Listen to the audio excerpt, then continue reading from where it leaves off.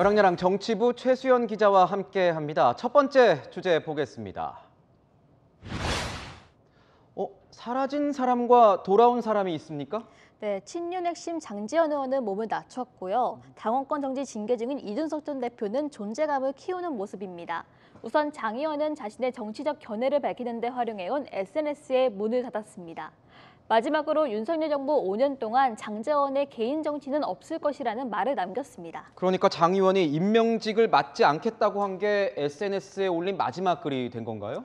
네, 그 내용은 차기 지도부가 구성돼도 총선 공천 실무를 총괄하는 사무총장 자리는 맡지 않겠다는 뜻으로 풀이됩니다.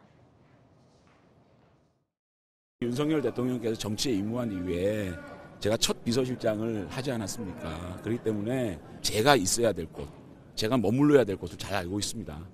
제가 향후 5년 동안 어떻게 장제원 정치를 하겠습니까? 한 친윤계 인사는 당내 반윤핵관 정서를 의식해 당분간 몸을 낮추기로 한 것이라며 대신 김 의원에 대한 물밑 지원은 이어갈 예정이라고 전했습니다. 장 의원 이렇게 나오고 있는데 반면에 지금 한동안 잠잠했던 이준석 전 대표 같은 경우에는 요즘 들어서 SNS 활동이 굉장히 활발해진 것 같습니다. 네, 오늘 하루만 SNS에 6건의 글을 올렸습니다. 이 전 대표는 주로 당대표에 출마한 천하람 후보를 지원하는 글을 쓰고 있는데요. 어젯밤에는 친계에서 안철수 의원을 종북 좌파의 지원을 받는다고 공격했다는 채널A의 보도에 이분은 종북이 아니라고 적기도 했습니다. 저희 보도를 인용을 했군요. 이 전 대표와 안 의원 사이가 별로 좋지 않은 것으로 하는데 이런 내용은 두둔을 한 겁니까? 뭡니까? 네, 그렇지는 않은 것 같습니다. 이 전 대표는 이분의 문제는 좌파도 우파도 제대로 안 하는 건데 문제를 제대로 짚자고 했습니다.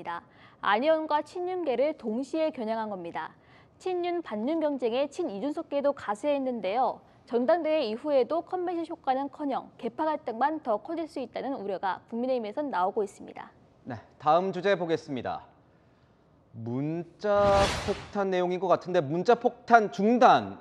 이재명 민주당 대표 얘기인 것 같습니다. 네, 어젯밤 이재명 대표가 SNS에 이런 글을 남겼습니다. 저와 함께하는 동지라면 문자 폭탄 같은 내부를 향한 공격은 중단해주길 바란다고 했는데요.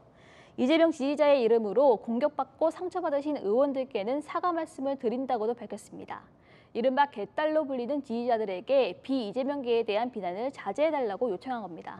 그러면 오늘 장외투쟁을 앞두고 이 대표가 당내 결속에 나선 거다 이렇게 해석할 수 있는 겁니까? 네, 민주당은 오늘 집회를 위해 당 차원에서도 단일 대우를 강조했습니다. 지역별로 적게는 수십 명에서 수백 명의 인력을 동원하라는 공문도 내렸습니다. 당 관계자는 내키진 않아도 지역별로 인원이 할당되고 참여를 증빙해야 하는 만큼 안 갈 수가 없는 상황이라고 토로했습니다. 안 갈 수가 없는 상황이다 이렇게 토로를 했는데 그러면 실제로 민주당 의원들이 대부분 참석을 했습니까? 네, 비이재명계 의원들도 적지 않게 참석은 했는데요. 전체 의원의 절반이 넘는 90여 명의 의원들이 참석한 것으로 전해집니다. 오늘 역풍을 걱정해서 이 집회에 나오지 않은 민주당 인사들을 보고 윤석열 정권과 국민의힘이 얼마나 이뻐하겠습니까? 민주당은 오늘 집회에 30만 명이 모였다고 발표했는데요. 경찰 등은 2만여 명으로 추산하는 것으로 알려졌습니다. 30만 명과 2만 명, 좀 차이가 있군요.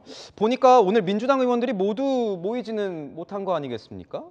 이재명 대표 말로는 강성 이 지지자들의 공격이 멈추긴 한 겁니까? 어떻습니까? 네, 강성 지지층 사이에서는 이미 불참자 리스트를 만들어야 한다는 글들이 올라오고 있습니다. 같은 시간 지역 일정을 이유로 불참한 의원을 향해서도 비난 댓글이 이어졌습니다. 동료들에게 문자폭탄을 멈춰달라는 이 대표의 호소가 무색해지는 모습인데요. 금리 폭탄에 공공요금 폭탄, 민생이 참 어려운데 이제 더 이상 폭탄 소식은 그만 들었으면 합니다. 네, 지금까지 여랑 야랑이었습니다.